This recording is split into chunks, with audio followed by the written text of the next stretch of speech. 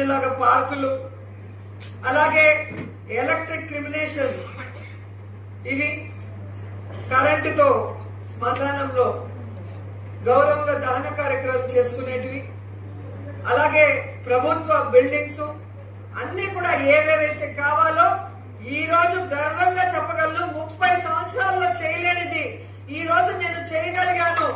మీరున్నారన్న నమ్మకంతో, జగనన్న ఆశీస్సులతోనే ఇన్ని చేయగలుగుతున్నానన్న విషయాన్ని కూడా మీ అందరికీ తెలియజేసుకుంటున్నాను. ఒక్కొక్క వార్డులో వెళ్లి చూడండి. గడప గడపకు మన ప్రభుత్వం కార్యక్రమంతో ఎన్ని పంచాయతీలు, ఎన్ని వార్డ్స్ లో తిరిగాము.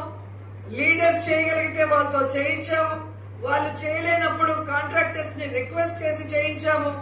అది కానప్పుడు మేమే డబ్బులు పోయినా పర్లేదని ఈరోజు రోడ్స్, డ్రైన్స్, లైట్స్ చేయిస్తున్నాము. అంటే మన నియోజకవర్గాన్ని బెస్ట్ నియోజకవర్గంగా తీర్చిదిద్దే కార్యక్రమంలోనే అని కూడా ఈ సందర్భంగా తెలియజేసుకుంటున్నాను. ఈరోజు నగిరిలో అయినా, పుత్తూరులో అయినా, వడమాలపేటలో అయినా కూడా పిల్లలు చక్కగా ఆడుకునే విధంగా, యూత్ వాకింగ్ ఎక్సర్సైజ్ చేసుకునే విధంగా, ముసలోళ్ళు రిలాక్స్ అయ్యే విధంగా పార్కులు తీసుకురాగలిగాం తుడా ఆశీస్సులతో. ఇంకా మిగతా మండలాలకు కూడా త్వరలో కూడా చేయిస్తామని కూడా ఈ సందర్భంగా తెలియజేసుకుంటున్నాం. అలాగే యూత్ కి ముఖ్యంగా హెల్తీ లైఫ్ స్టైల్ ని అలవాటు చేయాలని జగన్మోహన్ రెడ్డి గారు ఆడుదాం ఆంధ్ర పెడితే నేను వారికి జిమ్స్ ఏర్పాటు చేస్తున్నాం. చక్కటి ఎక్సర్సైజ్ తో వాళ్ళు ఫిట్ గా ఉంటే వారి ఆలోచన విధానం బాగుంటుంది, వారి డెసిషన్ మేకింగ్ బాగుంటుంది, వారి లైఫ్ కూడా బాగుంటుంది. హెల్త్ బాగాలేకపోతే ఎంత సంపాదించినా వేస్ట్. కాబట్టి ఈ రోజు నిండ్రలో గాని, విజయపురంలో గాని, అలాగే నగిరిలో ఏ విధంగా జిమ్స్ ని కట్టించి, అలాగే మన బ్యాడ్మింటన్ కోర్ట్ ని రెనోవేట్ చేసి, అలాగే వాలీబాల్ గాని లేదంటే కబడ్డీ గాని అన్ని కూడా చేయిస్తున్నాం. ఇప్పుడు చూస్తే మీరు పుత్తూరులో స్కేటింగ్ రింగ్ కూడా కట్టిస్తున్నాం. మన ఏపీలోనే లేదు అంత పెద్ద స్కేటింగ్ రింగ్ కట్టించి అక్కడ నేషనల్స్ ఆడించాలి అన్న ఒక ధ్యేయంతో వర్క్ చేస్తున్నాం. ఇవి నేను చేయకపోయినా ఎవరైనా అడుగుతారా, నన్ను ఎవరైనా పడతారా? ఎందుకు చేస్తున్నాం?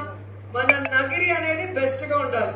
ఇప్పుడు ఎలాగైతే దేశంలో ఆంధ్రప్రదేశ్ అంటే ఒక బెస్ట్ స్టేట్ గా జగనన్న తీర్చిదిద్దాడో, ఏపీ స్టేట్ లో నగిరి అంటేనే అందరూ గుర్తుంచుకునే విధంగా ఉండాలి.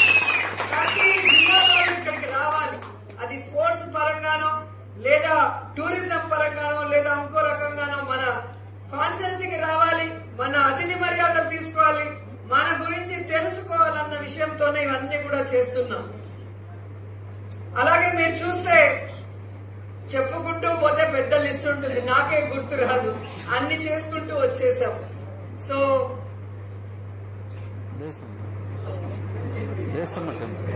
ఓకే, మన అందరినీ కాపాడేది దేశమ్మ తల్లి.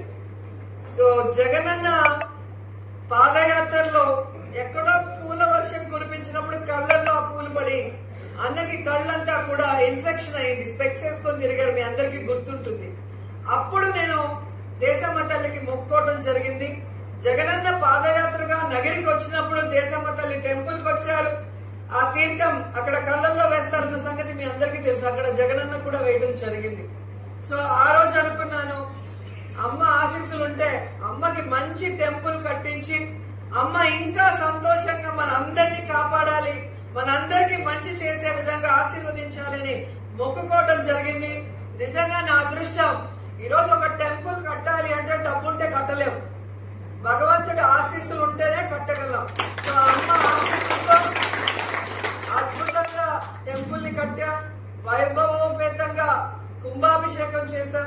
ఇవన్నీ కూడా మనం చేయగలుగుతున్నాము అంటే జగనన్న ఆశీస్సులు అక్కడ, నగిరి నాయకుల ఆశీస్సులు ఇక్కడ ఉండటం వల్లేనే నేను గౌరవంగా చెప్పగలను.